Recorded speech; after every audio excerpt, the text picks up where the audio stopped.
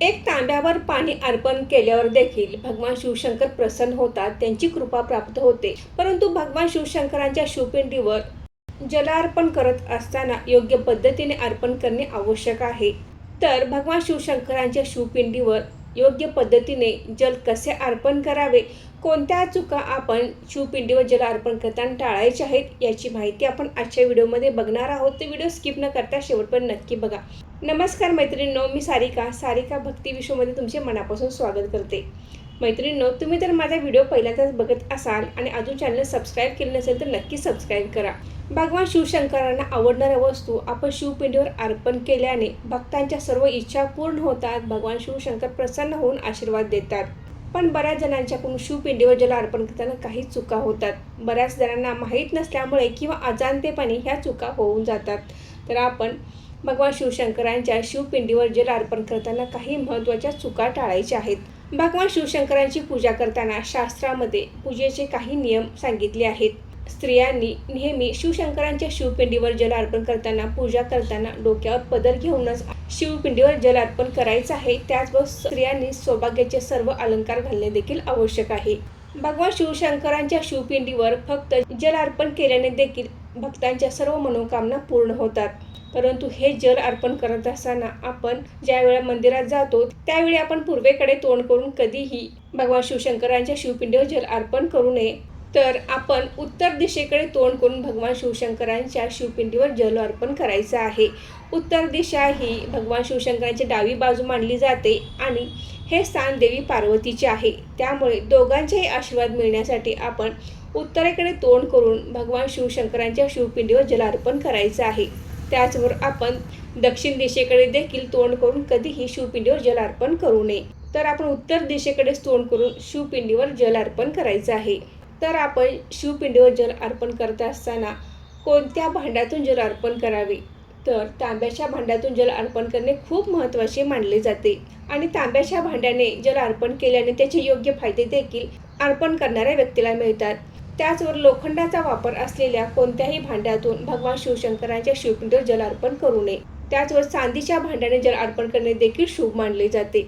स्टीलचे भांडे किंवा प्लॅस्टिकचे भांडे किंवा प्लॅस्टिकची बाटली याने देखील कधीच शिवपिंडीवर जल अर्पण करू नये. भगवान शिवशंकरांच्या शिवपिंडीवर आपण दूध अर्पण करताना तांब्याचे भांडे वापरायचे नाही. तांब्याच्या भांड्यामध्ये दूध खराब होते, त्यामुळे आपण शिवपिंडीवर दूध अर्पण करताना कधी तांब्याचे भांडे वापरायचे नाही. त्याचबरोबर शिवपिंडीवर आपण ज्यावेळी जल अर्पण करत असतो त्यावेळी कधीही घाई गडबडीमध्ये जल अर्पण करू नये. भगवान शंकरांना जलधारा खूप आवडतात. आपल्या हातामध्ये जे भांडे आहे त्याची धार आपण अगदी हळुवारपणे व्यवस्थित सोडायची आहे. ती खंडित करू नये, तर एकसारखी हळुवारपणे भगवान शिवशंकरांच्या शिवपिंडीवर अर्पण करायची आहे. त्याचवर आपण कधीही उभा राहून शिवपिंडीवर जल अर्पण करू नये. शिवपिंडीची पूजा करताना नेहमी आपण बसूनच शिवपिंडीची पूजा करायची आहे. जे काही तांब्याचे भांडे आपण घेतले आहे त्या पाण्यामध्ये आपण अक्षदा, बेलपत्र किंवा इतर कोणताही पदार्थ किंवा काही त्यामध्ये टाकायचं नाही.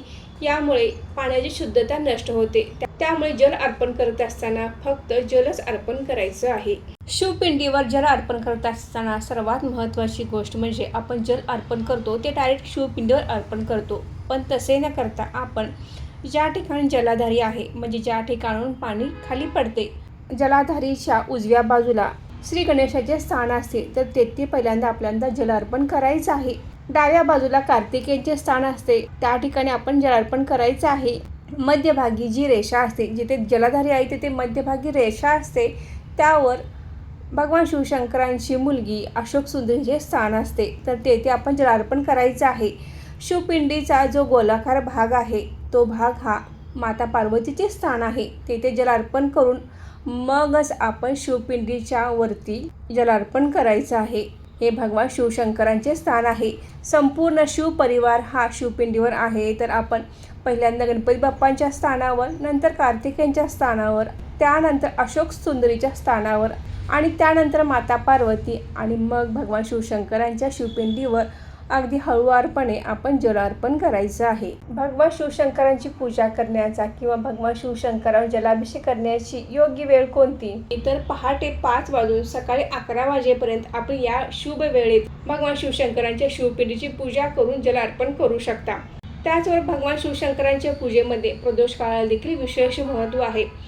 सूर्य मावळण्याच्या अगोदरची 45 मिनिटं आणि सूर्य मावळल्यानंतरची 45 मिनिटं या प्रदोष काळामध्ये देखील तुम्ही भगवान शिवशंकरांची पूजा करू शकता, जल अर्पण करू शकता. त्याचबरोबर आपण कधीही शंखाने शिवपिंडीवर जल अर्पण करू नये. भगवान शिवशंकरांना आवडणाऱ्या वस्तू बेलपत्र, पांढरी फुले, धोत्र्याचे फूल, फळ. त्याचबरोबर आपण भगवान शिवशंकरांना तांदूळ, तीळ, गहू, सातू, जवस त्याचबरोबर या वस्तू आणि धान्य अर्पण करत असतो. परंतु आपण यातील कोणतेच धान्य हे खराब झालेले असू नये. बेलपत्र हे तुटलेले, खराब झालेले किंवा 2च पाने बेलपत्रावर अर्पण करू नयेत. तर बेलपत्राला 3 पाने आवश्यक आहेत. त्याचबरोबर बेलपत्राची जी गाठ असते ती काढून आपण बेलपत्र पालथे अर्पण करायचे आहे. धान्य जे आपण घेतो ते खराब झालेले, किडलेले असू नये, तुटलेले असू नये, तर चांगलेच धान्य आपण शिवपिंडीवर अर्पण करायचे आहे. अगदी थोडे थोडे अर्पण केले तर चालते, परंतु ते चांगले स्वच्छ असावे. लाल फुले किंवा हळद कुंकू भगवान शिवशंकरांना कधीही अर्पण करू नये. तुळस देखील भगवान शिवशंकरांच्या शिवपिंडीवर कधीही अर्पण करू नये. तर भगवान शिवशंकरांना आपण ज्या काही गोष्टी अर्पण करतो या नियमांचे पालन करणे आवश्यक आहे. यावर तुम्हाला हे माहीत होते का हे कमेंट करून नक्की सांगा. व्हिडिओ आवडल्यास व्हिडिओ लाईक करा, शेअर करा आणि सारिका भक्ती विश्व या यूट्यूब चॅनल सबस्क्राईब करा. धन्यवाद.